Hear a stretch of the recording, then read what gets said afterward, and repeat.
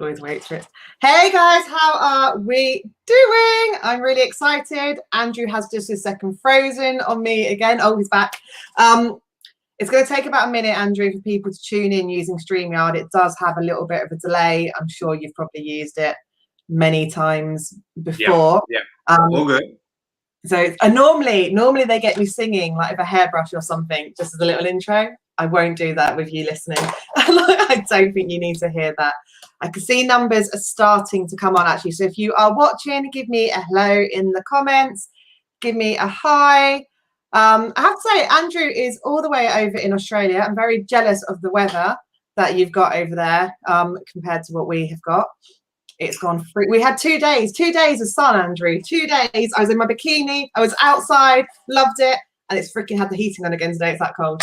And we're due snow. Well, we are going into winter, but I think it's like our winters are like 22 degrees during the day. And if it gets below 10, it's a serious panic station. Like people don't know how to act when it gets below 10. Oh, wow. So we are, I mean, it's still beautiful. It's dark at the moment, but if we get a nice sunrise from our house, so if the sun comes up and it's a nice day, I might quickly take the camera out or something. But yeah, I did live in the UK for about 18 months years ago, so I do understand your weather, don't worry.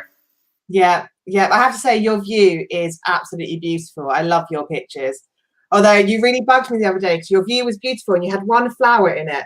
And I think it's called a paradise flower or something, but it was bugging me all day. It was like, oh, I know the name of that flower, and I could not for the life of me think what it is.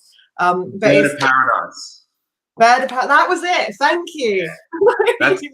That's my wife. She's a very green thumb, and so every photo has to have a little, forefront. Well, I appreciated it. It did bug me and play on my mind like way more than it should have done because I couldn't place it. I'm like, I know that one because I'm not green fingered at all. So I have a gardener who comes to my garden because I have no idea which is weeds and which is actually nice flowers. And the people who had it before had done all the bed. So I don't know. He comes. If I was single, I'd have a gardener too. I haven't got a clue. I would just like pave the whole thing probably.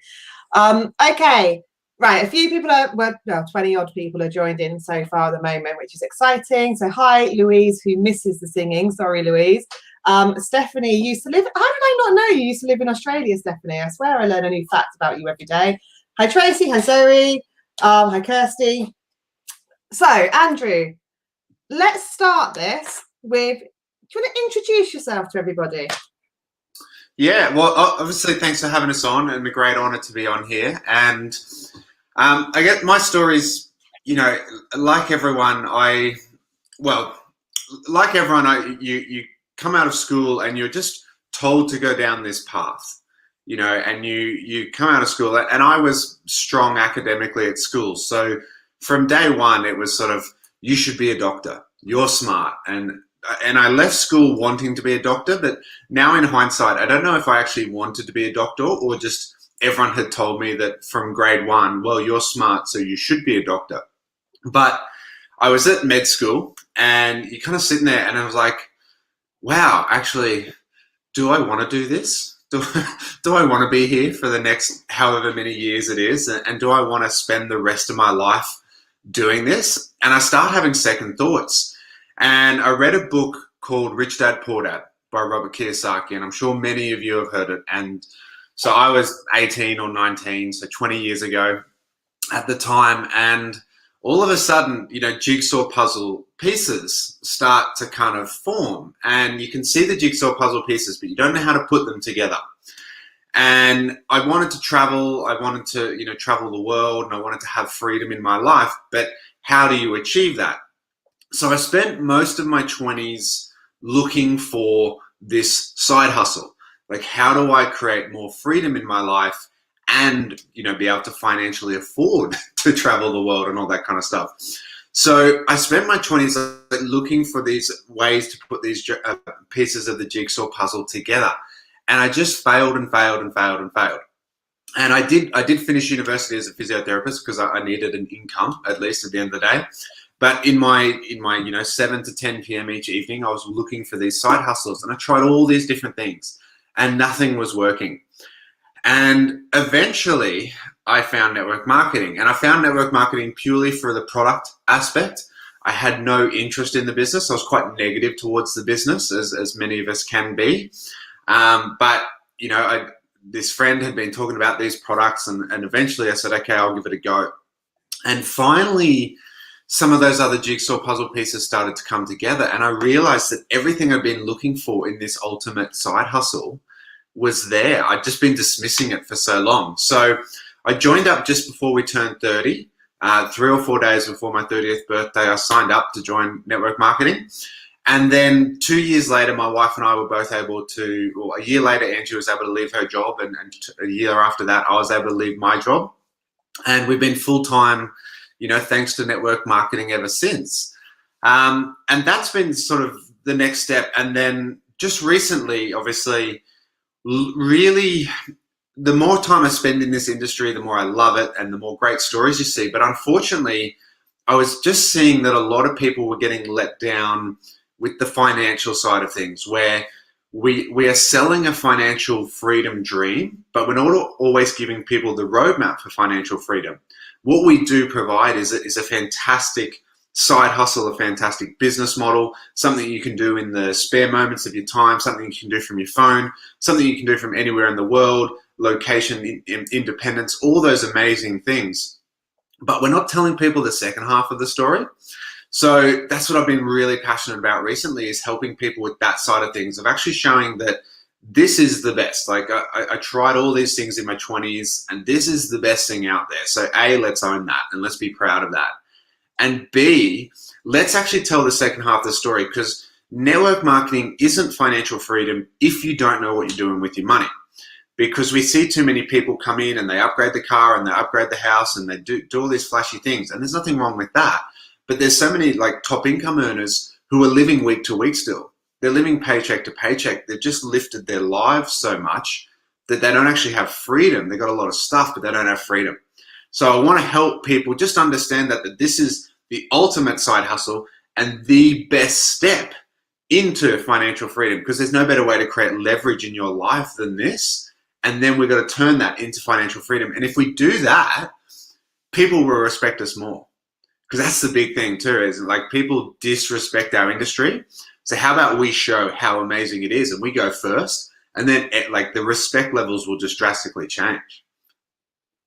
Yeah, I agree. It takes all of us raising that name and being proud of what we're doing.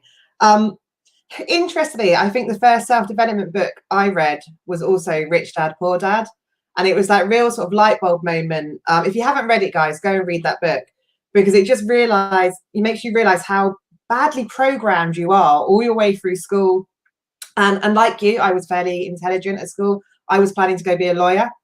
I was going to go I ended up getting kicked out of sixth form twice, not because I didn't know the work, because I went completely off the rails after my mum passed away. But up until that point, that was the way I was going. And like you, actually, as soon as my first child was born, I wanted that side hustle. I didn't want to go back to work. I knew I didn't want to put my children into childcare and have to just, work just to pay that childcare bill. I wanted to be at home.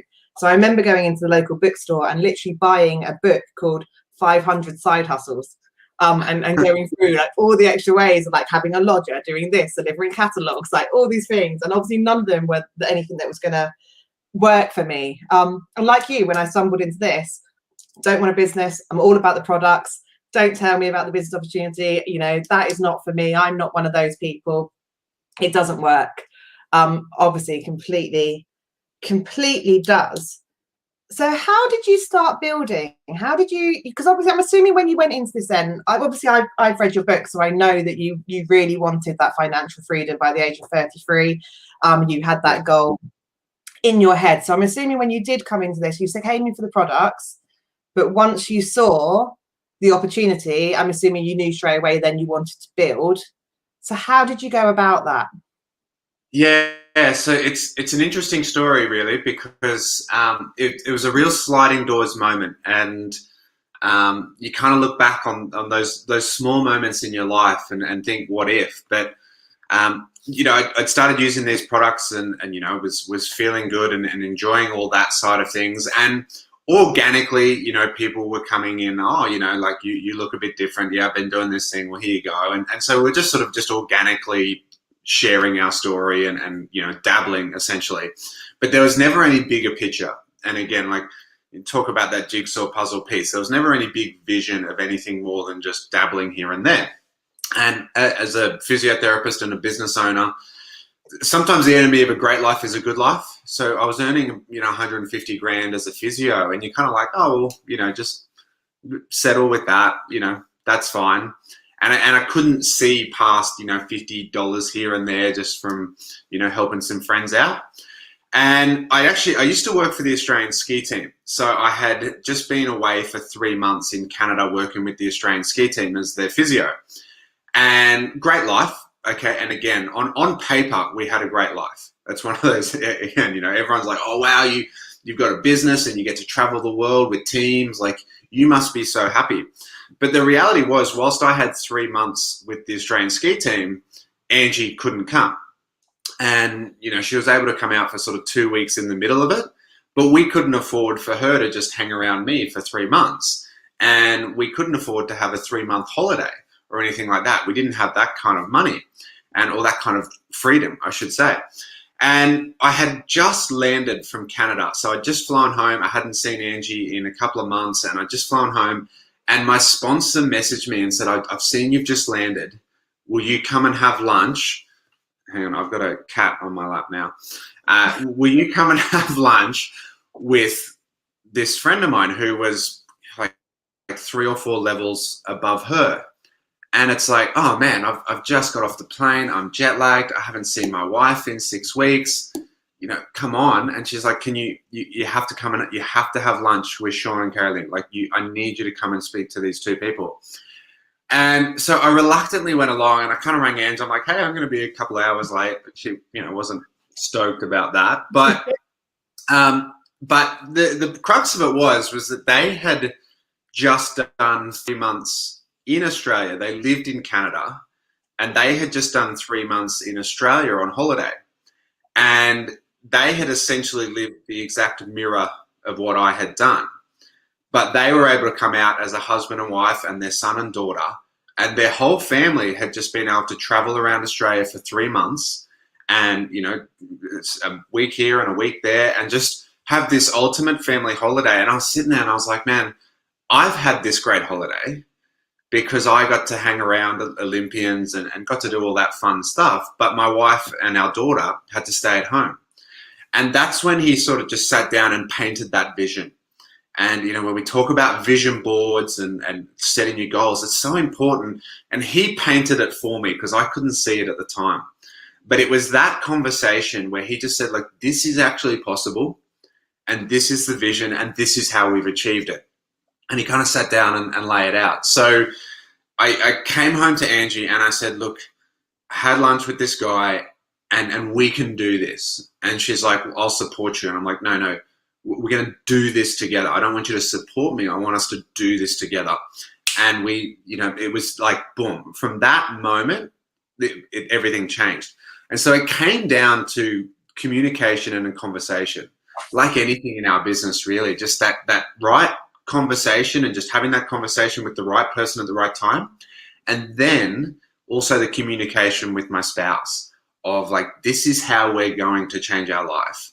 And from there, so that was, again, like that was the point where the vision came. Obviously we got to work like everyone and we shared our story and we did all those fundamentals, but it came down to that sliding doors moment. I still always wonder if I just said, you know what, I'm just going to go home and sleep off this jet lag. How life would be different. Yeah. I think there's so many moments in this business where there has been so many meetings or things like that. You just think, what if I hadn't gone to that meeting, hadn't spoke to that person? I think you've just raised a really interesting point there.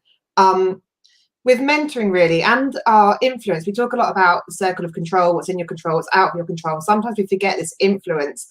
And you sat down with those people without that vision, and someone else put it on top of you because they could see what it is you wanted before you could see it yourself. And I think sometimes we have to do that as a mentor. We have to actually take away someone's limiting belief of where they can't see that vision and actually, you know, have that conversation of, look, you can have this. This is what it could be like. this is the life that you could be living. And I think some people forget that. They don't realize that. They think that because they've got their own vision, everyone else who's going to come into their team is going to be able to see that. And actually, I think you have to sometimes point it out to people. And we talked about at the start, isn't it? Where if you've never left your hometown, your vision is as far as the horizon, and you have to get to the horizon, and then all these whole new worlds open up. So sometimes it can be challenging for us because we only know this far, and we haven't had someone come in and sell us this dream and tell us to, that we can have more choice in our life. I was honored a couple of years ago to spend about 48 hours with John Maxwell, who's an amazing leadership trainer.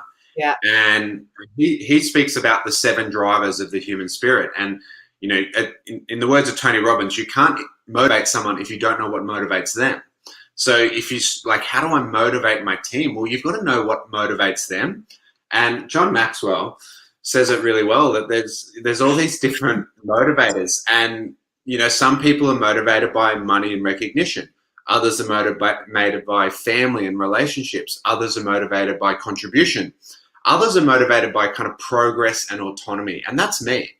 And so, my sponsor was brand new as well and had never done network marketing before. So she was very much selling money, but money didn't drive me. It was the autonomy and the freedom that they had in their life that drove me. And that was when I just made that small little switch in my mind that sure, the money is important, but the money buys autonomy. And I was looking for autonomy, and I'm like, how do I find that? And I couldn't see it at the time until Sean painted that vision for me. So when you're talking to your team and you're like, why can't I motivate this person? It's like, when 2 personalities are clashing, if you're selling the recognition, but they want the autonomy, or, or vice versa, or maybe there's someone who's contribution centered. So how much more could you give to charity? How much more could you give back to your kids' school or that if you had an extra income stream? And we can find that motivating factor for them and help them to grow. I think that's key, isn't it? And just you speaking there has really just highlighted. So one of mine is recognition. I love that pat on that back. I love that someone's saying actually what you're doing, and not so much perhaps from sort of a head office or upline point of view. I don't really have an upline to do that, but more from whenever you do a talk like this and those people slide into your DMs afterwards going, oh, thank you, you've given me that light bulb moment. That's inspired me. That's it. That feeds me. And automation, like you, I do a lot with funnels and bots and that type of stuff because I love to leverage my time. For me, I love the freedom. I want to be able to get up and just go onto the river when it's sunny with the kids. I want to be able to just go on holiday if it looks like it's going to be a nice weekend, and to know that there's processes in place when my business is just making money for me. That absolutely is the sweet spot for me. It's good. Well, sorry, because freedom's a subjective word, isn't it? And so I think, just the other day, a guy's like, oh, when are you going to buy a boat? I'm like, well, I live in the mountains, so I don't want a boat. Completely useless. But it was like, I would rather the toy of the boat didn't drive me. Yeah. And I'd rather have, no boat, but also not all the expenses of a boat, because then I can have more travel and stuff like that. And so it all just comes down to, there's nothing wrong with having a boat if that's what drives you. To me, I think you're more driven by contribution, right? It's nice to have those messages in your DMs that you help someone, but it's because you contributed to their life. So just, just from what you were saying, I would say that's more a contribution thing, that you're driven by serving your team and you're driven by adding value to people. Changed a little bit as well, I think, I've definitely had a shift in the last couple of years. So the first 4 years, it was all the awards and all that type of stuff, top of the leaderboard, brilliant. And the last year I've sort of stepped away from that. Still, great income, but I don't feel the need to be top of everything anymore. And I think it's more. Well, I think that's for everyone listening, it's going to evolve. And we talk about find your why, but then we also say it's not your why until you die. Because our why was, could we make $300 a week and Angie could stay at home? And we obviously achieved that. And so, we're like, well, we've got to find a new why now. It does, so it moves all the time, doesn't it? yeah, And it's going to evolve and move. And as I said, now, like, I'm really like, how do I help this industry? How do I help this industry change their financial mindset? And because that's what gets me out of bed in the morning. That's what gets me up and doing, because that's the energy and the passion now. Yeah. It's interesting when you hit your why. So mine's never been money, never been financial. The freedom thing's always something I've always wanted. I've always, from a young age, I think, known I've wanted to be self-employed, be controlled with my own hours. But for me, the thing that drives me most is mums. It's helping mums not be trapped into that. I have to either leave my kids with childcare and have my career, or give up my career and be with dads as well, I guess, more so these days. But I watched my mum give up all of her career to raise me and my brother, and then die at the age of 54, never even going on the ski holiday that we've planned so many times. She always wanted to ski and never actually got to do it. And I think for me, it hit me that I didn't want that to be my life. I wanted to get out there and live every second of it. But I wanted to be able to show every other mum that they don't have to feel trapped like that. Because having kids is bloody hard work. You know, you've got them. It is it is absolutely so difficult. And people just feel that we grow up in this world. It's like, you have to go get a job, you have to go do this, and you have to choose between this and this, and it's all bullshit. You can absolutely design your life how you want to live it. And I think that's, for me, I realized, is why I love the recruiting more than the selling so much, because it was giving people that hope, that beacon, being able to help them change their life and go, you know, you don't have to listen to what society says your life has to be like. You can have a choice, and you can have that full-time income.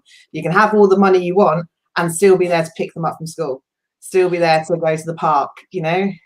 Yeah, you raise a really important C word there. I mean, choose, but choice. Choice is the word. And you know, people say, oh, like, money won't make me happy, and money won't buy happiness, and all that kind of stuff. And you know, yes, you can be unhappy wealthy, but, and you know, being broke also doesn't buy happiness. You know, it's like, but money does buy a choice, and we get to choose what we do each day. If there's a income coming in, you know, a residual and passive income that's coming in and allows us the choice of what we do each morning, then we can have more passion in our life, and then we can choose, you know what, I do still love my job, but I only have to do it part-time, or I only have to do it in school hours, so I don't have to make that choice of childcare.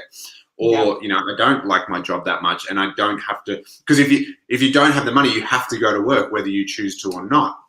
And so that's what we want to allow people to have, isn't it? More choice. And again, it comes back to that autonomy for me and yourself, is that if we can have autonomy in our life, then we don't have to make those choices. And there's even times that, you know, my son, I mean, he's a bit older now, but, you know, when they're like 3 or 4 and you take them to the cafe and it's like, you know, do you want the cookie or the milkshake? And he's like, oh, and I'm like, I just get both. Like, because I just don't have the time to wait for him to choose. But there would have been a time where I'm like, well, I can't afford both, so like, choose one. And now it's just like, look, let's just get both so we can get out of here. Absolutely. Like, my first 2, so I've got 4 children, and the older 2 had a very, very different early years to the other 2, because we were that, you know, can we go to the ice cream van? No, we're going to go around the corner to the shop where it costs like nothing for an ice cream, rather than get ripped off at the ice cream van, because we just can't afford it. You know, we had to budget everything. And now, like, my youngest is 5, and she's like, when are we going to go on holiday again? When are we getting to go on an airplane? It's like, oh my God, you're so fucking spoiled. But, you know, it's she has just grown up with all-inclusive holidays and all this, whereas the older 2 were very much, we're going in a caravan down the road, because that's all we can afford to do. It does, as you say, it gives choices. It doesn't bring you happiness. You can still get sad. You can still get heartbroken. You can still have to deal with grief. All shit things still happen to rich people, but you have a choice of how you deal with that, and you have a choice of what you do every single day around that. I keep wanting to make a joke about pissing on your lap. Well, it's because I'm home alone and it's first thing in the morning, so they're like, "Oh, someone's awake, give me breakfast." But, feed me.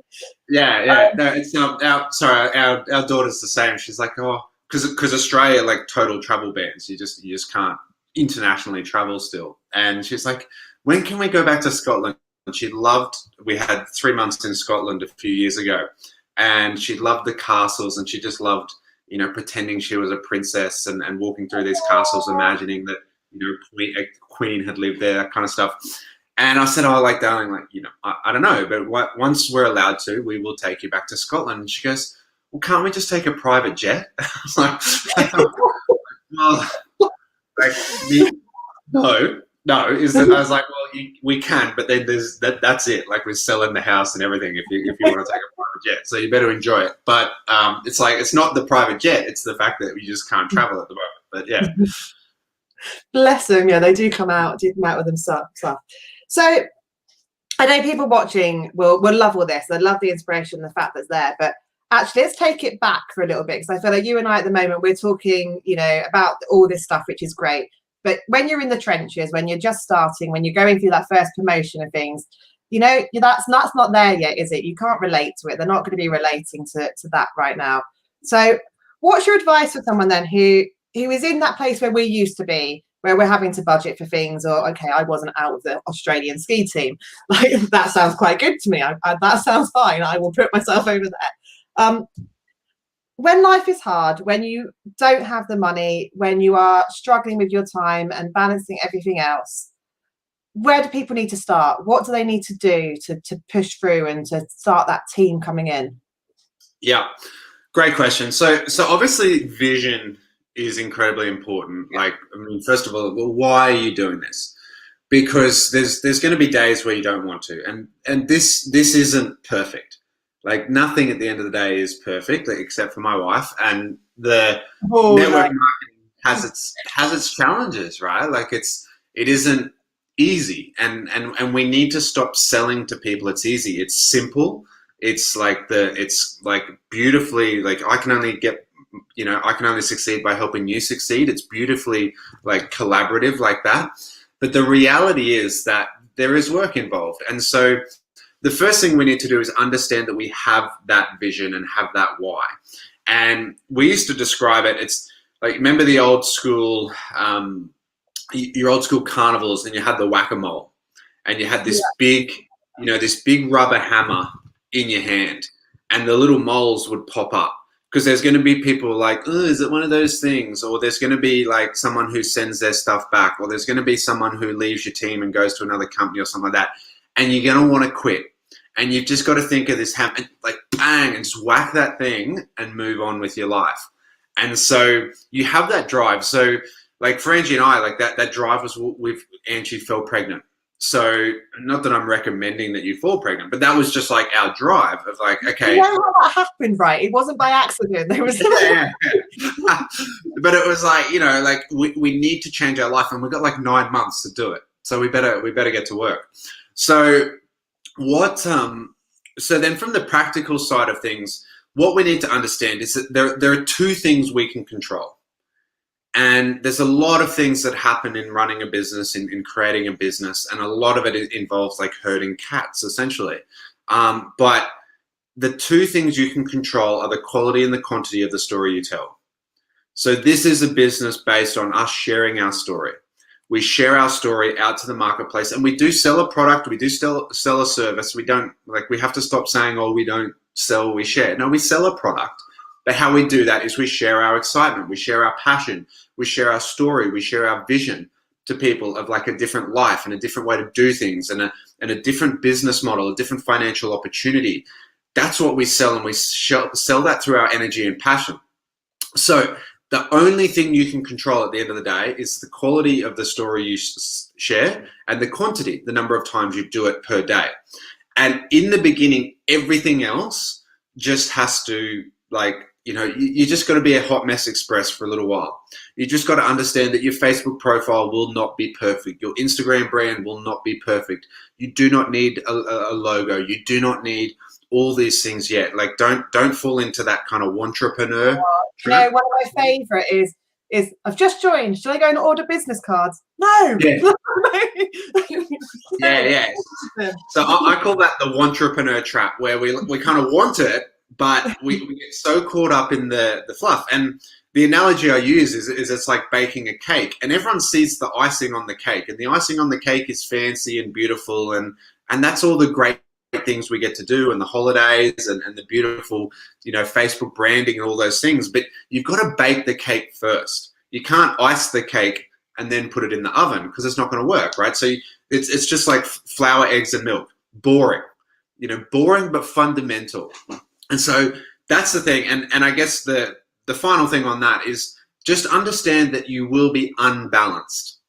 And so many times, and especially working with families, and my wife obviously especially works with mums as well, you can't be balanced and have progress, because people are like, I want to build this business, but I want a balanced life. And you say, well, you got to have one or the other. Because if I'm balanced, like I'm sitting at the moment, but if I stood on one foot and I was perfectly balanced, and I'm like that ski athlete coming down the mountain, and they are perfectly balanced, right? They're not moving either way. So if we want to move our life in one direction, I've got to be unbalanced a certain way. So, like if you want to lose weight, you can't also have wine and cheese every Saturday night. Like you can't balance. I know, right? Like, spoiler alert. But it's sort of that, like, you can't, and you can't have that balanced diet. When you've lost weight and you've got up and you've gone to the gym and you've eaten well and you've lost the weight, then you can enjoy the balanced diet once you're there, because then you're going to maintain.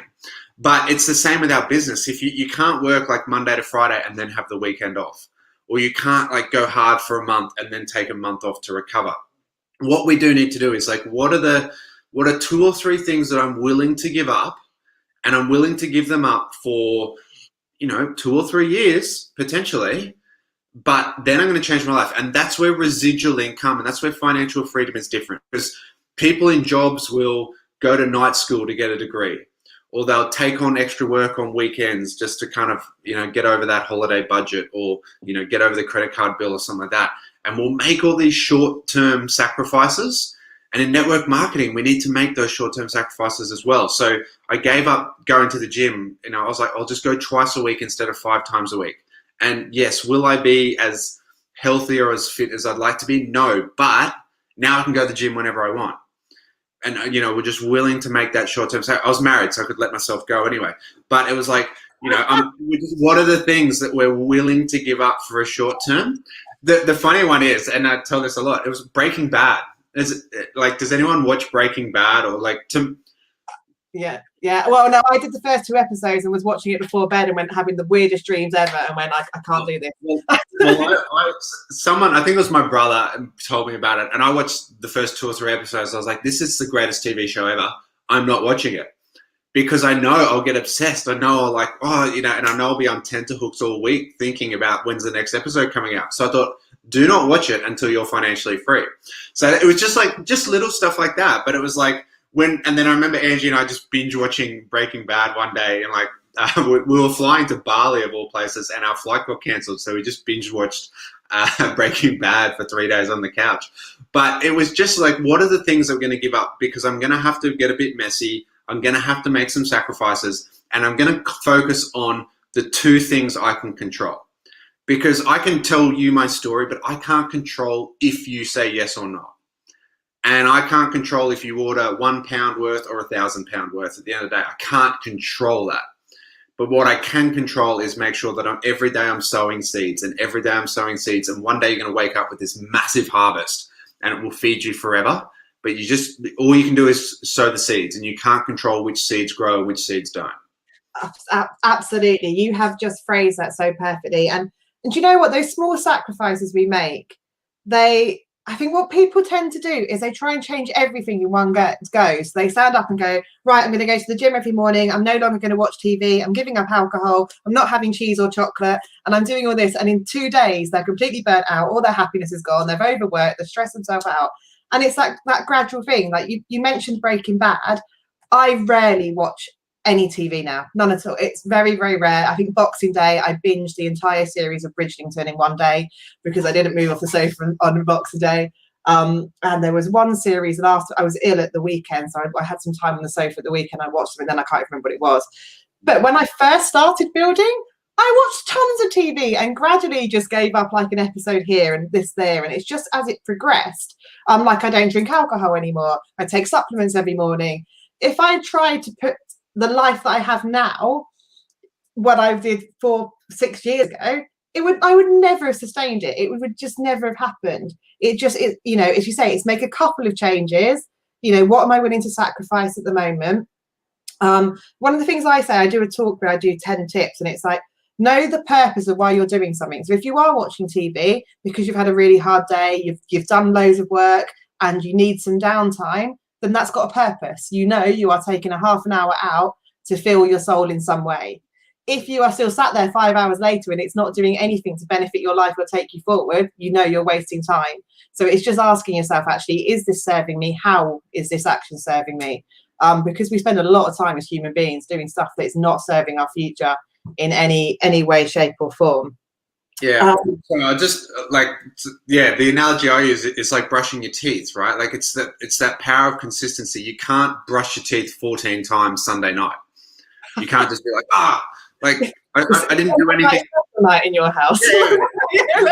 My business all week, and I'm just gonna like crazy go nuts or whatever. Like, and then we brush our teeth 14 times Sunday afternoon. It's just find those little bits. And cleaning the teeth it's a habit that we got drummed into us from so young, and then we just do it and we don't think about it. And it's you said it perfectly there, that you don't think about not watching TV. You don't think about your different lifestyle. You just one by one created habits that were so strong that you can't break them now. And I think that's part of it, as people are like, why do you still do what you do? And I can't actually stop. Like, because it's just the habit now to just do those things. And so it doesn't feel like work. It just feels like, well, this is my normal life. And I'm just going to get up and I'm going to brush my teeth. And then I'm going to like brush my teeth in the evening. I'm just going to do a little bit here and a little bit there every day. Yeah. I think we're sold an illusion as well of this whole thing about self-care and being kind to yourself. And I'm not knocking self-care or being kind to yourself. It's important, right? But we do it too easily. So what I've noticed with successful people, so people like you, people like Fraser Brooks, when I interview them, when you come in to do these things, and myself as well, is you go the extra mile. So last time Fraser did a Zoom with us, it was like 12:30 in Dubai over where he is, that he stayed up to do. Yeah, I have some people in the team when it's like 8 o'clock here going, do you know what? I've had a bit of a hard day. The kids have been a bit hard work. I think I'll give it a miss. And you're going, that's the difference. That's the difference why these people have got this success over here, is why you've got up at 5:30 in the morning. I'm still in the office at 9 o'clock at night, because you care, and your vision and your success and the thing that you want is so important that you don't mind making those sacrifices. And I think people need to sometimes stop with the, I've already had a hard day. I'll just give myself a break, and I deserve that break. Because I know I used to do this to myself. No, I deserve that line. I deserve that glass of wine. And it's a complete con, because you're giving yourself this short-term happiness where you could be giving yourself this future, which is just unimaginable and just incredible, where, as you say, you've got the freedom to have that glass of wine or do those things whenever you want to do them, because it's all about choice. But your habits are so ingrained that you just don't want to go back to doing those things anymore. Yeah, it's such a great topic, because I literally spent a whole chapter talking about it in my book. But it's like the be your own boss thing, and like we sell like this is amazing and you get to be your own boss, and but you have to be your own employee. Like the whole thing with being your own boss is that you kick yourself in the bum every day, and we can like let ourselves off the hook of and that what Fraser and I were just chatting about this just the other day. Like we did a Zoom together and we're talking about, you wouldn't see it as much in Britain, but in Australia, there was this like spate of people, and they're like, selfie on the beach. The boss said I could just go to the beach all day, blah, blah. And first of all, like they're there with their laptops. I'm like, don't take your laptop to the beach, because the thing's just going to melt. You do that. Yeah. But like in Australia, it's like 43 degrees or something at the beach. Your laptop's going to melt. But it's like, no, like don't sell that it's easy, because again, like then you're just going to attract lazy people. What we have to understand, that if we're going to be our own boss, we need to look in the mirror and say, you know what, these are my duties today. And if we don't have that discipline yet, don't fire the boss you do have. Like, if you've got a boss in a job paying you a consistent income, because if you had a headache, you would still go to your job. You're like, you know what, I've got a headache, but I have to show up. And we have to have that same mindset in our business of like, you know what, I've got a headache and there's a really good TV show on, but it is my duty, it is my responsibility to get up and build this business. So sometimes we need to just actually treat this like a job, you know, it is a business, but if you've never run a business before, treat this like a job and show up Yeah. every day. I just think, Leanne, is, you know, self-care is about doing stuff for your future as well. And that's so important. Like we can kind of focus on the short term and, oh, well, you know, like self-care is about today. But self-care is also about getting ourselves out of the place we don't want to be and moving into a different direction. Yeah. I agree. I've noticed in the last 6 months more and more the thing I'm asking myself is, how is this helping my future self? What is this doing for my future? And I just live so much more in that future than in the present at the moment. That's absolutely incredible. I had a point I was going to say on it and I can't remember what it was. Oh no. So yeah, the whole boss thing, funnily enough, I did a live and a talk this morning where I literally told everyone to imagine it as if you're working freelance for yourself. Would you actually bill yourself for the hour you've just done, or have you actually just messed around on Facebook, gone and made a cup of tea, pretended to do some work?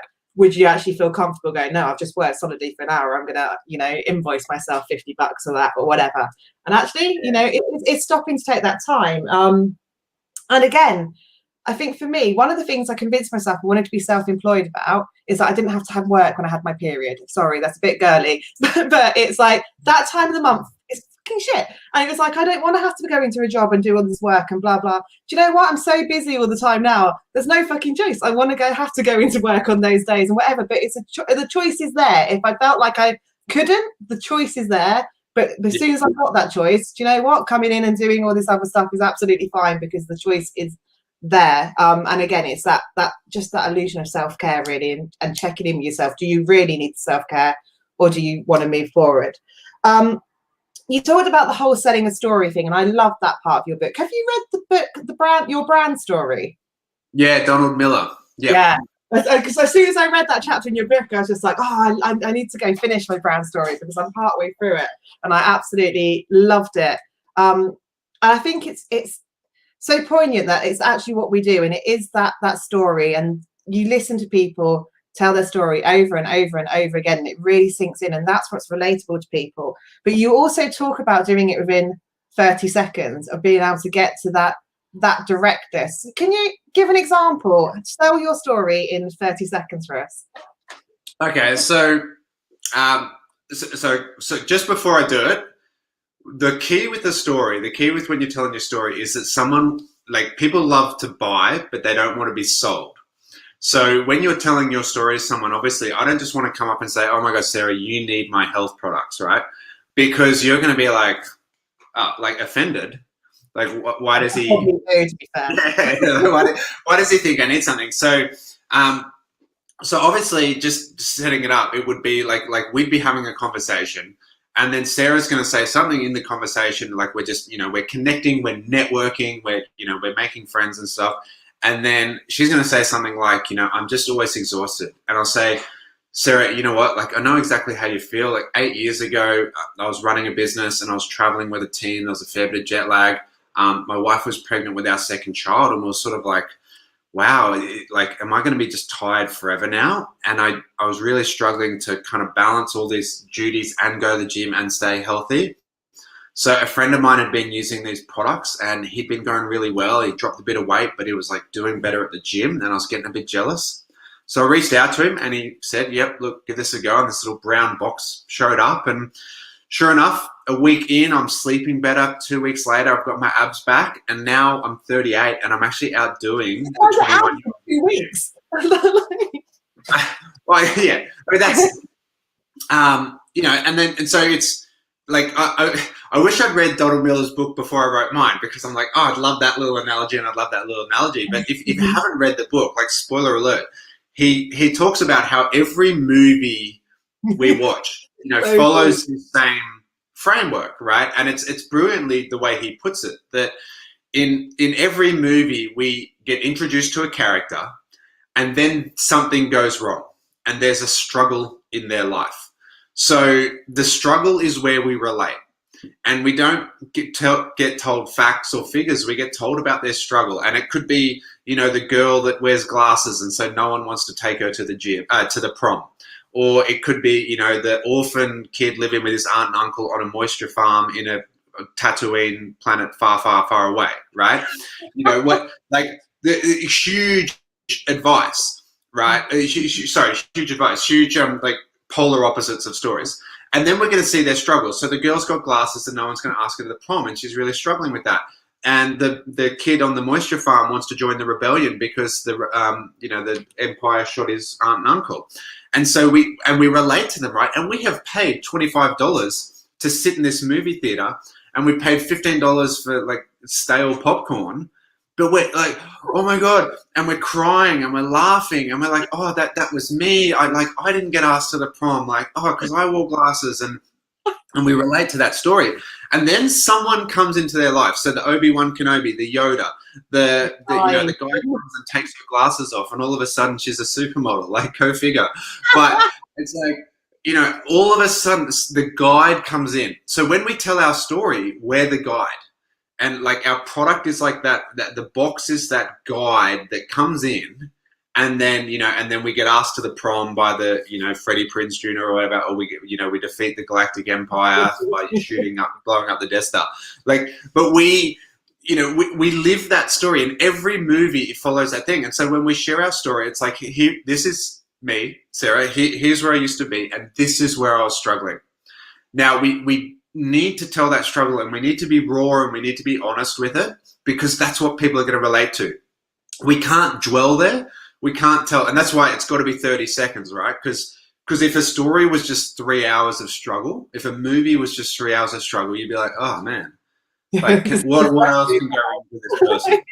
Like, wow, like, oh, another thing wrong, right? So it's just like, here's who I am, and here's where I was struggling. And then someone came into my life, and now I'm not living that life anymore. Now I was overweight, and now I'm not overweight. Like, I didn't have energy, and now I do have energy. I was broke, and now I have money.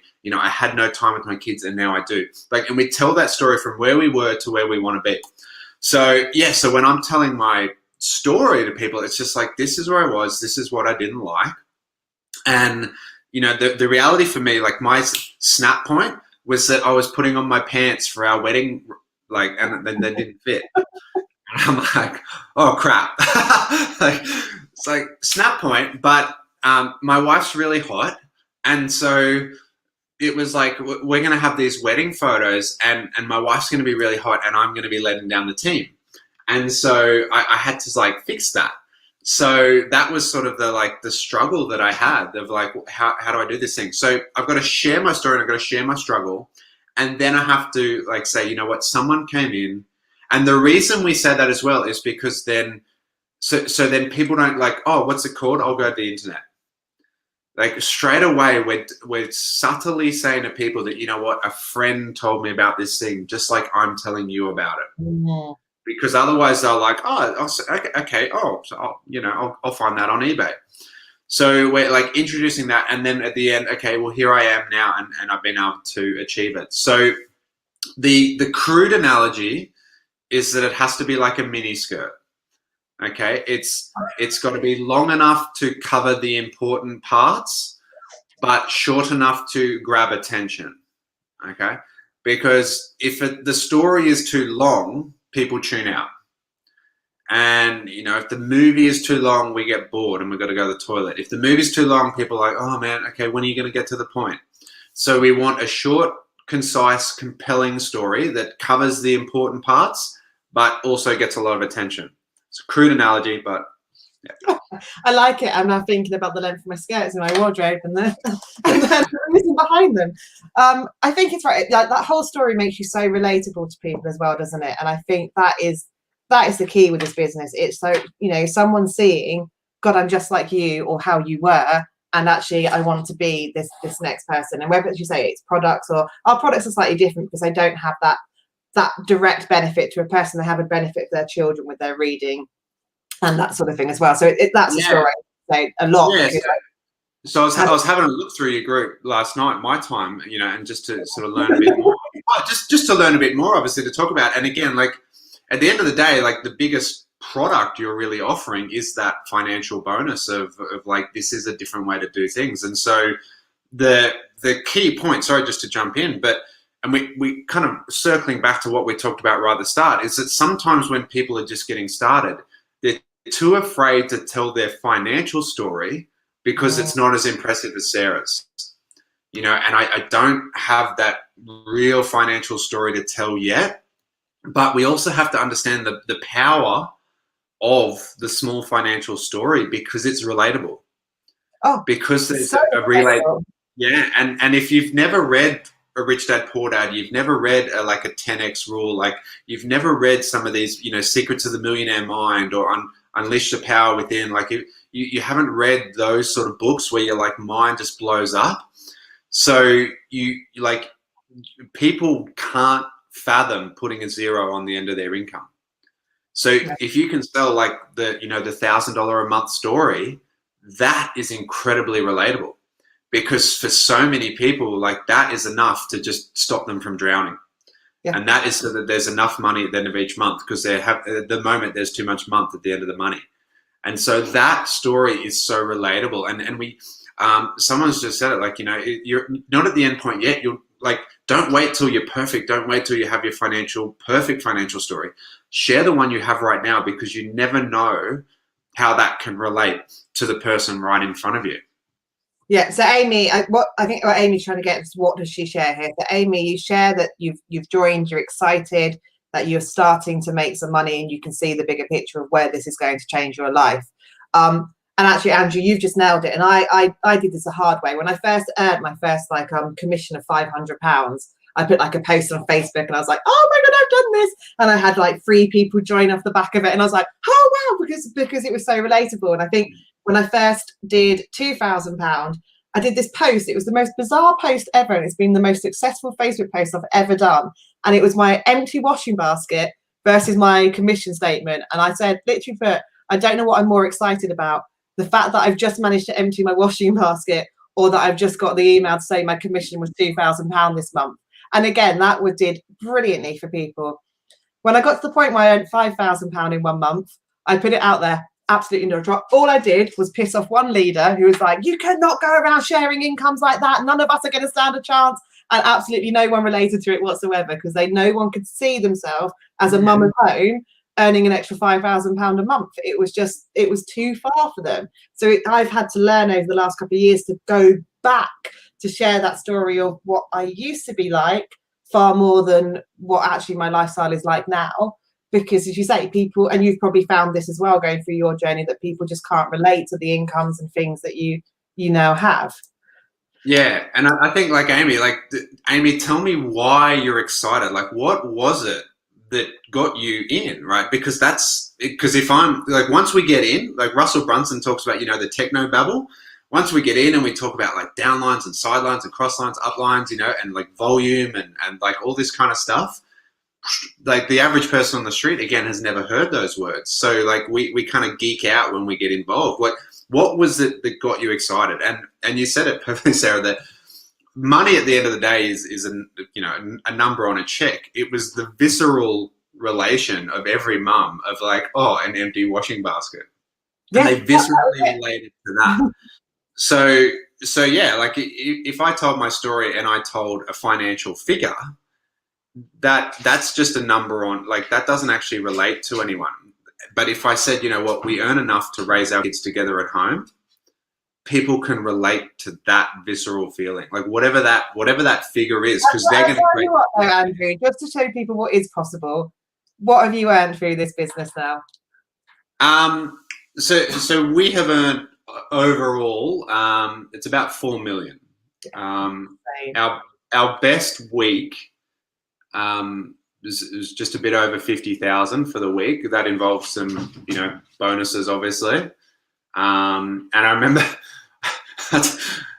speaking of kids, my wife, like the email comes in, and my wife was actually having a nap because the kids were at school, and I kind of woke her up. I'm like, hey, like, we got some kind of end of month bonuses. So the check was, because there was end of month bonuses, but that was more than she would make in a year. And so we picked the kids up from school, and we're like, you know, Mummy and Daddy have been working really hard lately, and we want to just thank you, and, you know, thank you for everything you've done. We're going to take you out in anything you want. Like, we had a good week, anything you want. And Jack was like, you know, can I have can I have a can of lemonade? and Oshi wanted like an ice cream. And I think we spent about $4. So it's kind of this like huge celebration, but that's all they wanted at the time. And it was, but they just wanted us to sit at the cafe with them and have a little treat and just have that hour with them together. So, that's been sort of our journey recently. It's, and it's obviously been life-changing, and we've used that money to invest in property as well. And so we just sold one the other day, actually. So we've got 13 properties at the moment. Wow. And so we're building that legacy for our children and our grandchildren, and doing that to really again show that network marketing is the stepping stone. It's the middleman. It's like the ultimate middleman on the way to financial freedom. Yeah, so that's my next step as well. Is actually I tried to buy a second property in 2017, then it all fell through, and then I ended my marriage and benched that for a bit. But that's my next step now, is to like. So your wife joined you, gave up the job, wanted to do it with you. Mine didn't so much want to do that and get involved, so it was all a bit different. There's so much value in here, Andrew, and I could talk to you all night, but I've already taken up an hour of your time. So I'm going to say thank you. There's one thing that I allow everyone to do, which is if you've got any questions for me now, you are allowed to ask me a question of anything. But I never tell anyone that this is coming, so they can't prep something awful. A question for you. Just where do you live in the UK? What, like actual address? No, I live in the Midlands. So I'm the furthest point you can get from a beach. So I'm not too far from Birmingham, sort of Warwick. I don't know how well you know the UK, but yeah, Warwick. Warwick Castle is lovely. So your daughter would love it over here. My great aunt used to live in Birmingham. So when I left school at 17 and lived in Crieff in Perthshire in central Scotland, kind of an hour north of Stirling. But I would get the bus down to Birmingham and visit my great aunt on behalf of the rest of the family, because she was obviously over there in a nursing home all by herself. Bless her. But yeah, no, I guess a specific question, but no, just gotten to know you recently and interested in more about you and your team and everything that you've built, because it does sound fascinating, and it does sound that you've got this great team, as you say, particularly of mums who are really working, because there's no greater power than a mum with the passion to change her life for her children. Yeah. That's amazing. And I know, through my physio connections and through my old business, I did used to work with some Wallabies players and some, professional athletes, and some of them did come in and join, and they're like, I'm going to get all, other professional athletes. And I was like, find mums that need $200 a week, like they need oxygen, because they are the most powerful thing in our business. So you know what you're doing. It's soul destroying, isn't it? I think, as a woman, you grow up, you get your career, you do all this stuff, and then you have children, and then you're having to live off your partner's income, and you lose all that self-dignity. So I did a post the other day where I showed a picture of what I used to look like, and it's just this person who is fat and lost and broke and tired. And that's how I was as a mum. I completely lost who I was and my identity and everything about me. And I think it's so many mums get sucked into that, and it shouldn't happen. But your whole life and your whole body changes within an instant. And it's a lot more. And I'm not taking away that parenthood is hard for men as well. But I do feel like it's hard for everyone involved. For a man's point of view, to suddenly start having to pay all the bills and take on that financial burden and that pressure of, I've got to provide for my family, it can be hard as well. And I know I'm also massively stereotyping, and not every relationship like this. And actually, I would like to start getting dads involved as well. I feel like we are a company that it's been around for 40 years, and for 40 years it is pretty much just been mums. I think I've had one or two leaders as men in my business over the last few years, and they've all just disappeared as quick as they've come through.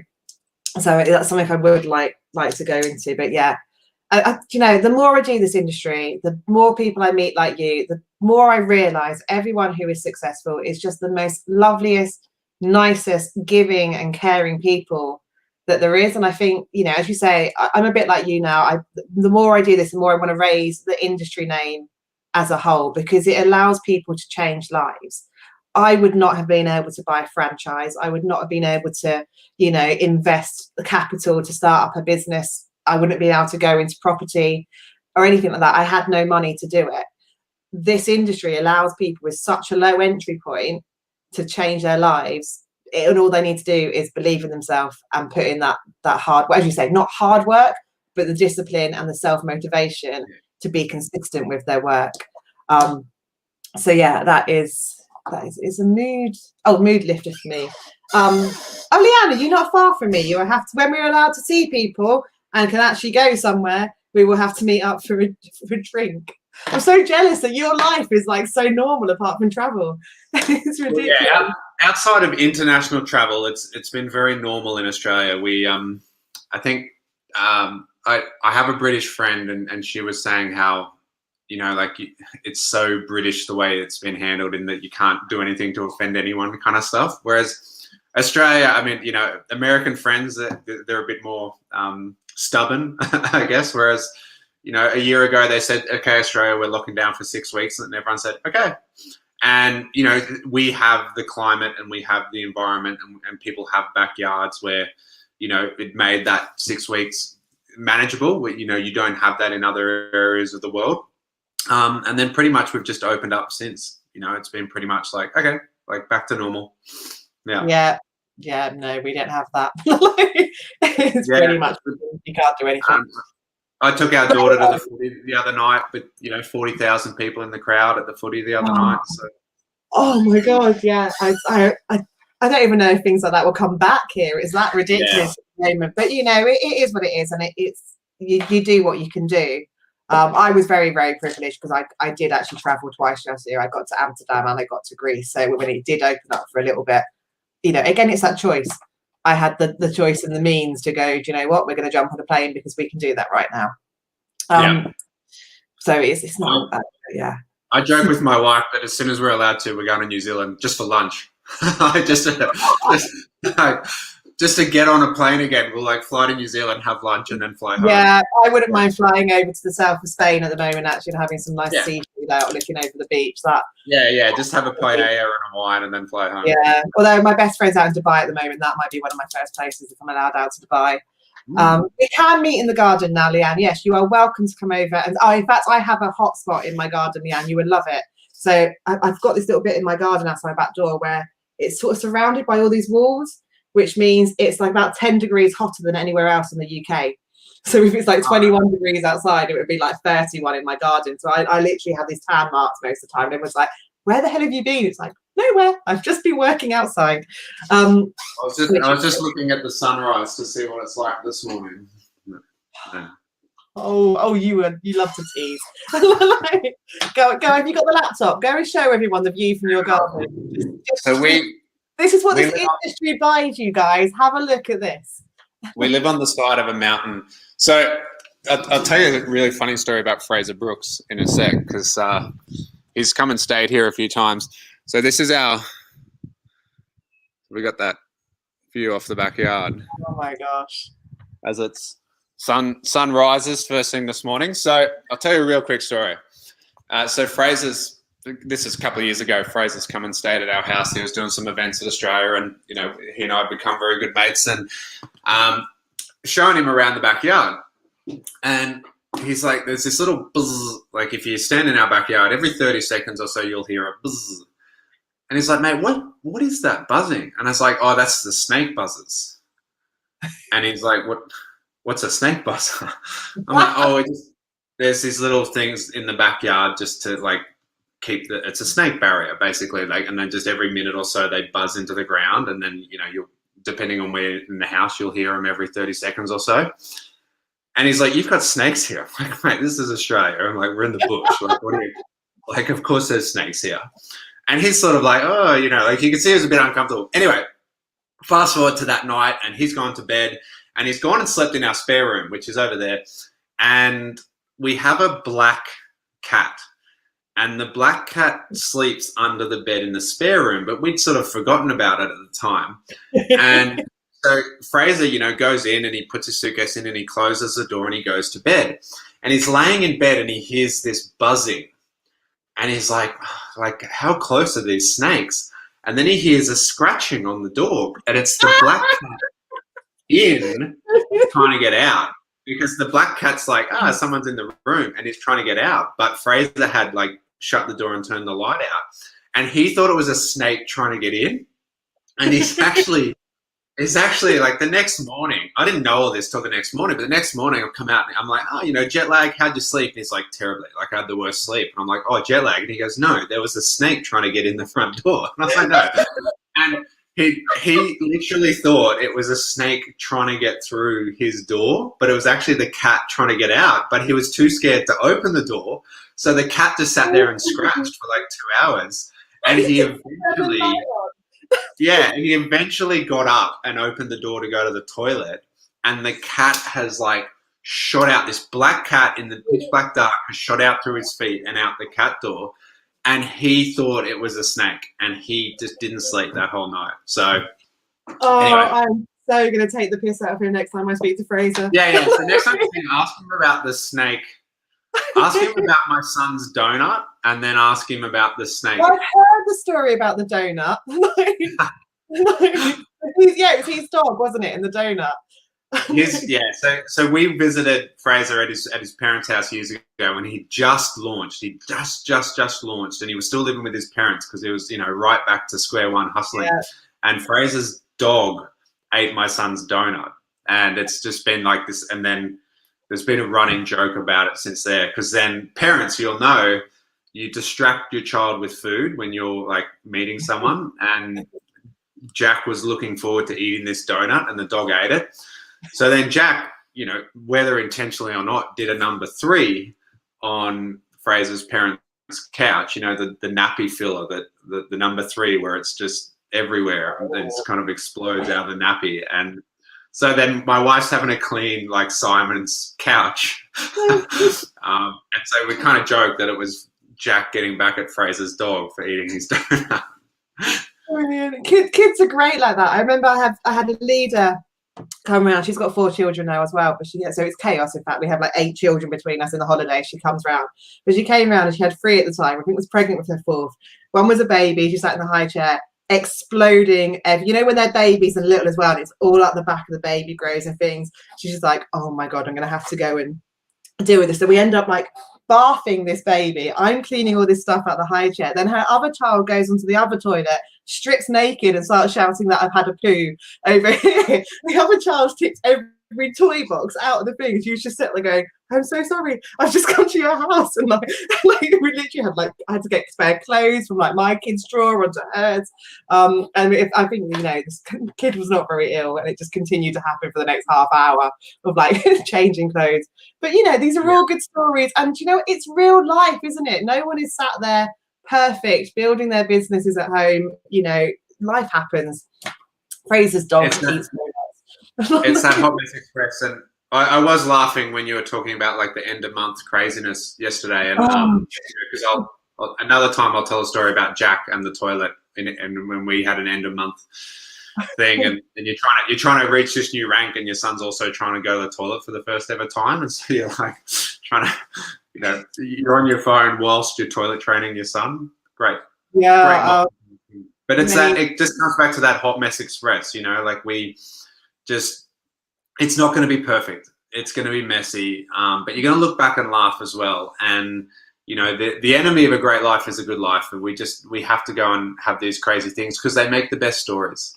Oh, absolutely make and they last forever, don't they? Those stories are the things you take with you for the rest of life. And maybe someone joins your team one day because they want a dog to eat a donut. I don't know, maybe not, but this business brings many things, stories included, but it's so much better than being at a 9 to 5 job every day working for someone else. I couldn't go back to it at all.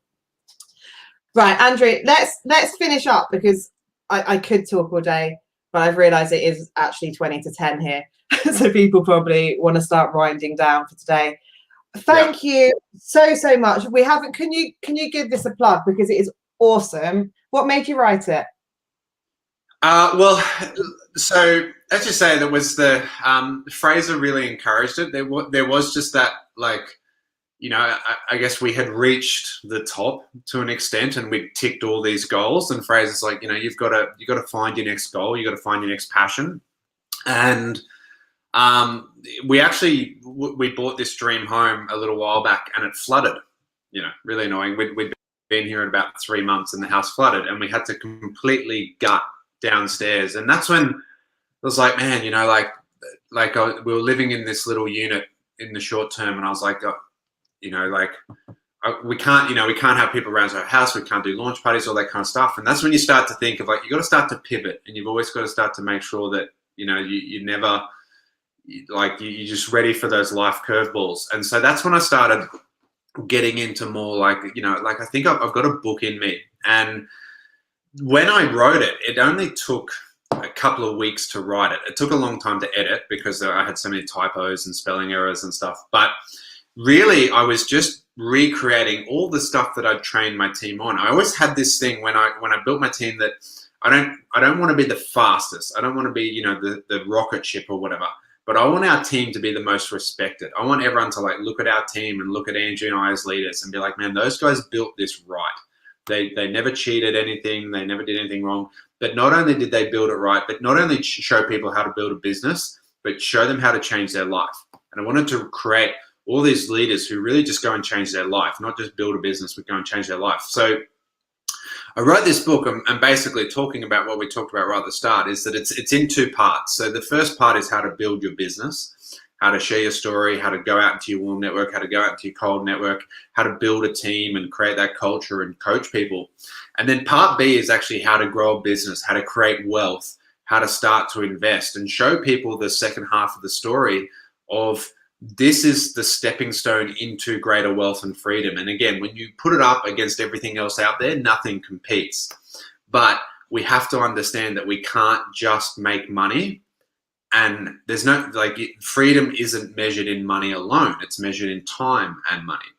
And so we have to show people how to create more time and invest in their life. So that's really what the book's about. So it comes down to 7 steps to financial freedom. So from 0 to financial freedom. And it's just a little roadmap to help you achieve a greater business, but also with the bigger picture of how do you change your life and how do you create freedom. So, you know, you can go along to my website, andrewlogan.net, and there's a link there. And if you just pay postage and shipping and handling, send you out a copy. And I really hope you enjoy it, because, you know, I enjoy it. It's really good. And I can't say I finished it. I haven't. But every little bit I get to puts a smile on my face. And I just agree with your ethos and things for it so much. And actually gave me goosebumps there when you spoke about your passion about, you know, being the most respected team and trying to really, I don't think, I'm a bit of an idiot, so I don't know if I've got the respect levels, but I hope that people actually see me as someone who is there to try and help other people make money and actually change their lives and get through. That's what I want to be known for, is that I give everything to help anyone, not just my own downline, you know, across the board. It's about just helping people and in other teams as well and things like that. It's just about showing people that there is a way and that they can move forward and they can have that. You've got a YouTube channel as well. Do you want to give that a quick plug, because that's got some amazing videos on? Yeah, so it's called Leverage to Legacy. So I mean, that's the kind of shell company that I've launched as part of all this. So Leverage to Legacy. So we've got a leveraged business model, and we're going to turn that into a legacy. And so, yeah, if you're not a reader, if you prefer more visual or stuff, it's, you know, it's me and a whiteboard, it's me and a flip chart. It's kind of pretty ghetto to an extent, but it's just me, you know, talking about obviously how to build your business, but then also how to some of the financial mindset stuff and some of the financial skills and financial freedom things in there as well. So I do 2 to 3 videos a week up on there as well. So, you know, yeah, I'd love you to come along and subscribe, and, you know, the videos that really helped you, let me know. I'd love to know what your light bulb moments are. Yeah, I'm trying to think which video I saw. There was one of the videos that it was like the 3 types of builders, and I can't remember what you said they were now, but you said something in it that made me go, oh, And I'm going to have to go back and find the video because I know I had that moment. It went, that makes sense to me, and I don't use that at the moment, and I want to go and pinch it, and I can't think what it was. Oh, is that like the attraction marketing one? How you've got the situation aware and problem aware, situation aware, and ready to buy? No, it was more about leaders. It was more about those who, the way they grew. I can't remember. It's gonna bug me, but I'm gonna. So the reason that I first watched one of your videos is because I also worked with Vincenzo doing my videos, and I was just like, I don't know what to put in it. And he was just like, have a look at Andrew's, and I was like, oh shit, who is this Andrew guy? He's really good at it. I was having like a mini meltdown at V, going, I can't do it. I don't know what to do. But yeah, which is why I was like, oh. But really, really, really good. I think you've just frozen on me as well. Oh, I'm back. Got you back. Okay, I am now going to finish up because we have been talking for ages. But thank you so much. You're in the group for a little bit as well. If you've got any questions, you're not in one of these groups, but I could add you into it if people in there have got questions. Thank you so much. It is so appreciated, especially. Oh, you're welcome. Got up so early before sunrise to come and join. I'm assuming you haven't even done your training yet today. No, I'll go now. And yeah, you need to get your CrossFit times up for the Opens next year. That's it. Says the person who hasn't even been to CrossFit in over a year. Fix your ankle. I know I do need to fix my ankle. Doing my head. I've got talking about the product. I've just got some collagen to try and fix it. And the person I got it off the other day is like, have you started taking it yet? And I was like, no. He's like, well, at least you're honest. I was like, I know, I will take it home from the office and get it done. Right.